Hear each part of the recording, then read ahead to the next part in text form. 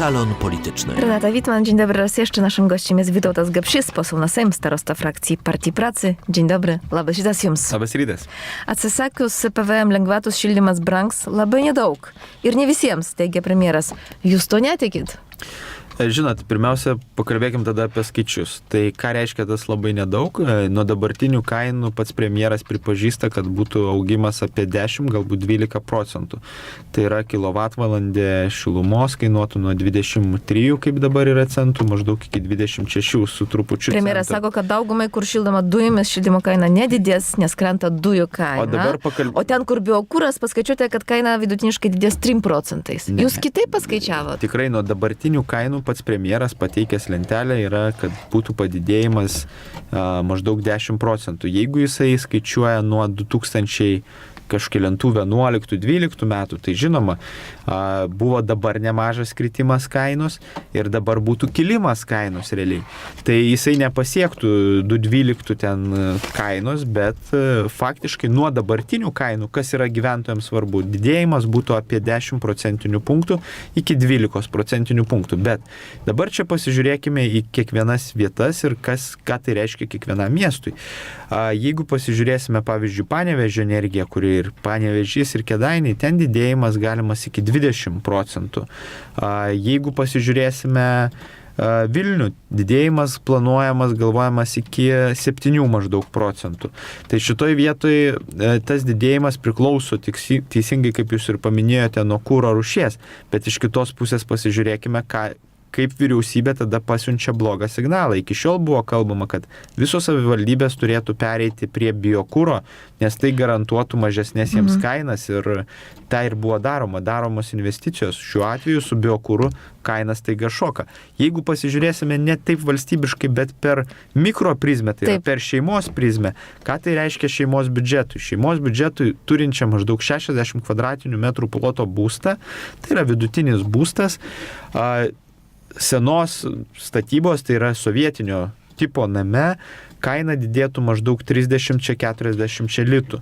Tai yra šeimos biudžetui per mėnesį tiek padidėtų. Jeigu dar senesnės statybos namai, gali kaina padidėti iki 70 litų. Ir tai priklauso, aišku, nuo išorės temperatūros. Bet vyriausybė vakar palaimino kompensavimo mechanizmą, kuris būtų taikomas tuo atveju, jei nuo kitų metų būtų atsisakyta lengvatinio tarifo šildymui. Tai mes apie tą mechanizmą domėjomės ir žinome, mechanizmas nėra blogai, mes iš tikrųjų esam pasiruošę ir tai paruošė ir socialinės apsaugos ir darbo ministerija, bet tada labai galima kalbėti vėlgi apie skaičius.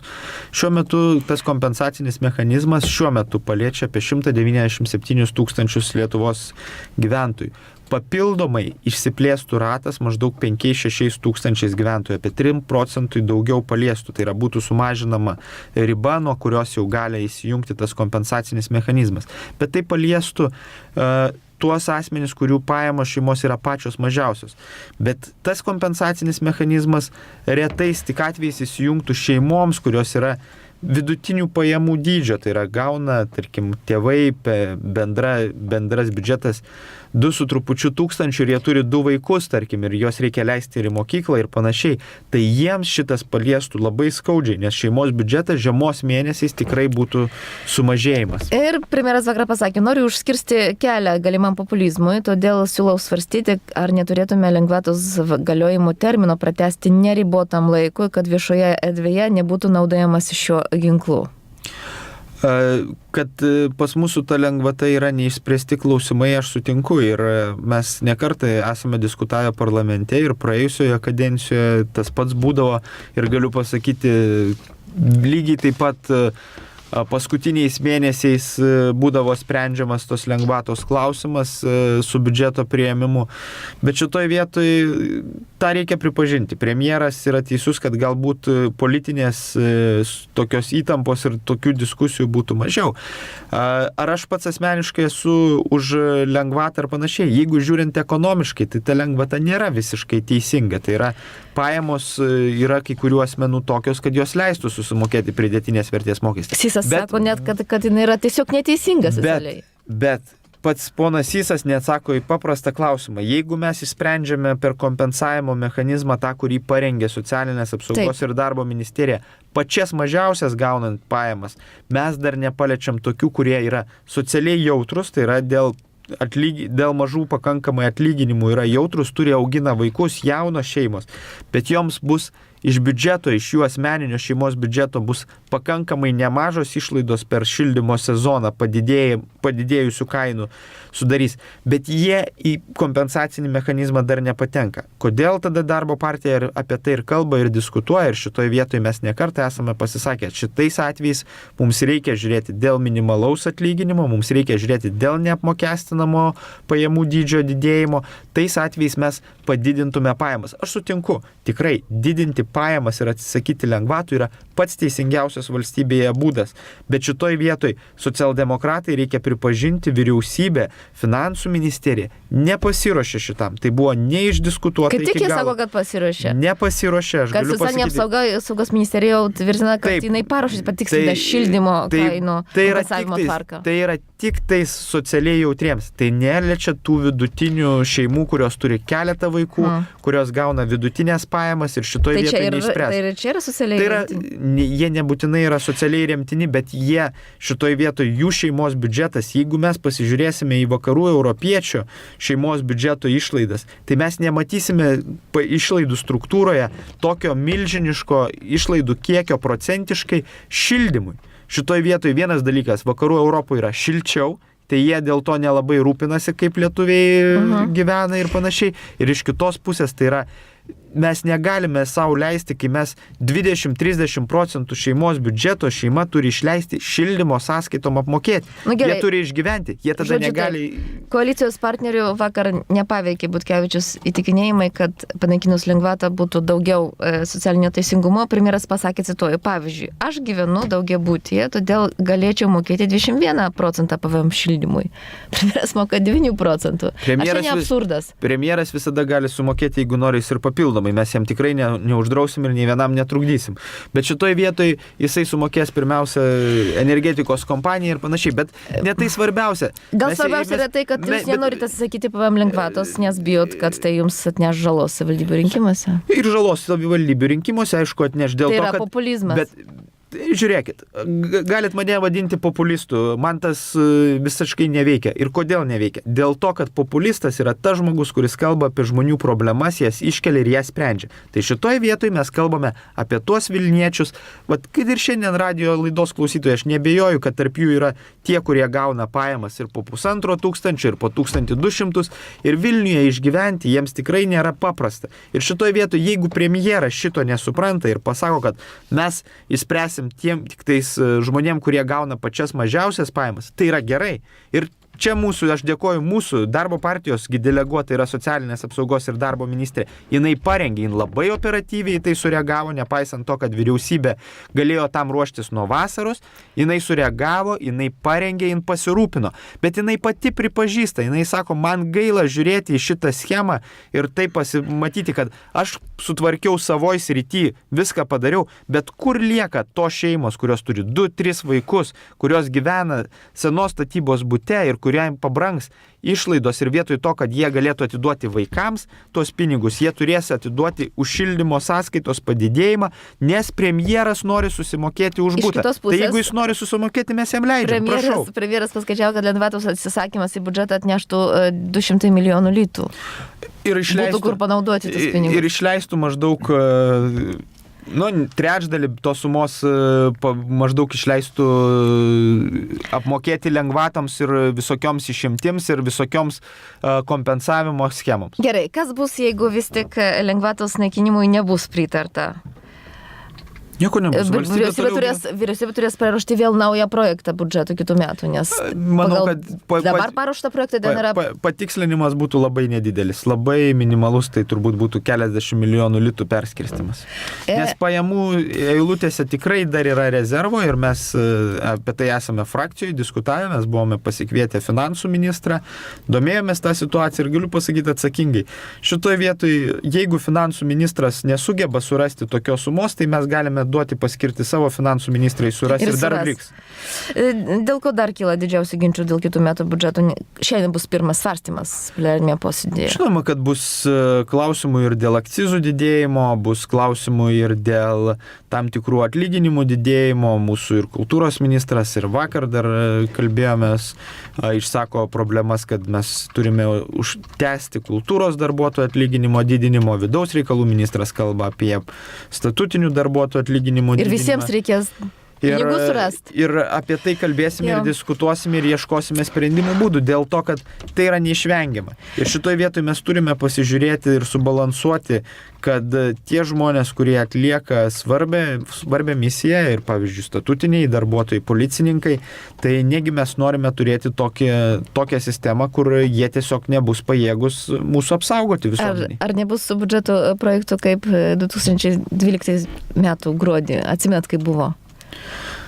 Priminkite. Opozicijos dėka tik tai buvo priimtas, nes koalicijos partneriai tada atsisakė iš vis datą skirti priėmimui. Tai nepriėmimas buvo, čia buvo tik tais priėmimo datos nustatymas, procedūriniai dalykai. Tai bet datos nėra priėmimo, žinot, net datos nustatyti. Čia nebūtų didelė problema, ta prasme, ir data nusistatytų. Žodžiu, nebus dežavų, nepasikartos. Šitoje vietoje aš galiu pasakyti. 12 metų situacija. Mes pasieksime, kad biudžetas būtų kiek įmanoma labiau subalansuotas. Tai, kad buvo padarytos tam tikros klaidos biudžeto formavime, mes turime tai pripažinti. Vyriausybė šitoje vietoje dirbo, nuveikė darbą, bet kai kur reikėjo pasistengti labiau ir manau, kad politinė diskusija dėl biudžeto visada turėtų prasidėti anksčiau, ne tada, kada jau yra paduodamas Seimui ir tada visi galvoja ir dažnai pas mus yra susikloščiusi ta politinė tradicija, kad biudžetas po pirmo svarstymo grįžta atgal į vyriausybę patobulinimu. Tai yra pastoviai, aš nepamenu nei karto, kad jisai negrįžtų po pirmo svarstymo atgal į vyriausybę. Bet jeigu vyriausybė pradėtų tas diskusijas politinės, kada jie pradeda formuoti biudžetą, kad apsitartų ir kaip formuojama vakarų valstybėse, tai yra kalbėtų apie tai, kokius mes tikslus kaip vyriausybė norime pasiekti ir ko reikia tiems tikslams pasiekti, aš manau, galima būtų ir po pirmo svarstymo biudžetą teikti priėmimui. Bet tai dėja ne pas mus, kas met dėja Lietuvos politinė kultūra turbūt nesubrendusi, bet iš kitos pusės atsiranda ir klaidų, ir techninių pataisimų, kuriuos Seimas ištaiso. Ir aš džiaugiuosi, kad parlamentas aktyviai dalyvauja ir kiek dabar suprantu, aktyviai dalyvaus biudžeto svarstyme. Tam ir yra pas mus tokia konstitucinė santvarka. Dalyvauja visos trys valdžios. Gerai, keičiam temą, jūs patikėt saugaus eismo automobilių pataisos projektą. Ką siūlot? Mes kalbame apie tai, kad būtų užtikrintas laikotarpis, kiek automobilis yra neišregistruojamas. Nes šiuo atveju mes turėjome pavyzdį, kai įsigaliojus įstatymui buvo išregistruoti automobiliai ir mums kilo tam tikrų abejonių, ar mes nepaskubėjome, ypač tais atvejais, kai eina kalba apie sunkiasvorius automobilius, kurie yra išvažiavę. Ten yra terminas 90 metų. Ten yra terminas 90 dienų. Jūs siūlot kiek? Mes kalbame apie metus šiuo atveju, bet esmė yra tokia, kad lygiai ir 90 dienų yra nemažas terminas, 3 mėnesiai. Taip. Bet tais atvejais, kai automobilis dirba realiai ne Lietuvos Respublikos teritorijoje, važinėja per visą Europos Sąjungą.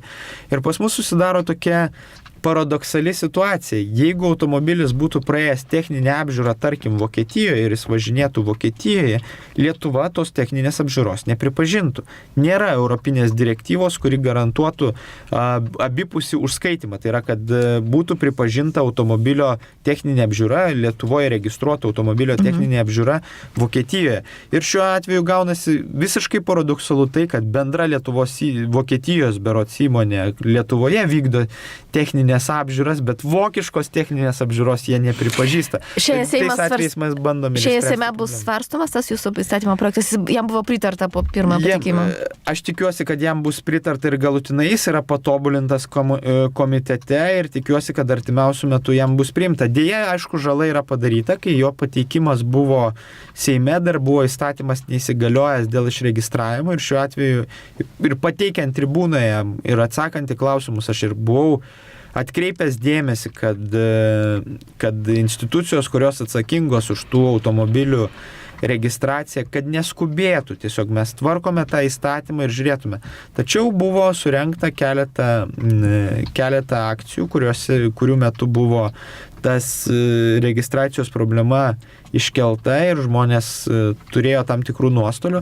Aišku, reikia pripažinti, kad mes turime sutvarkyti savo autoūkį ir išregistruoti tuos automobilius, kurių jau seniai nėra Lietuvoje ir kurie, arba tuos automobilius, kurie kelia grėsmę eismo saugumui. Apie tai mes net nekeliam abejonių, dėl to ir ieškome balanso tarp verslo, kuriems yra praktiškai sudėtinga, ir tarp žmonių, kur turime užtikrinti eismo saugumą. Bet aš tikiuosi, mes tą kompromisą lygiai ir pavyko mums surasti komitete ir mes galėsime judėti į priekį ir šiandien arba artimiausių laikų pabaigti tą įstatymą ir galėsime sakyti, kad mes jau judam sprendžiam kitas problemas.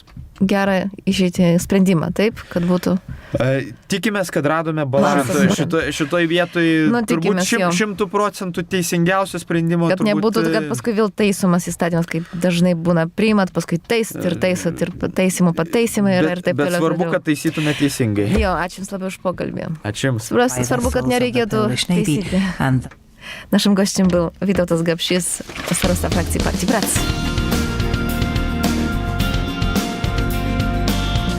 Radio Znamie.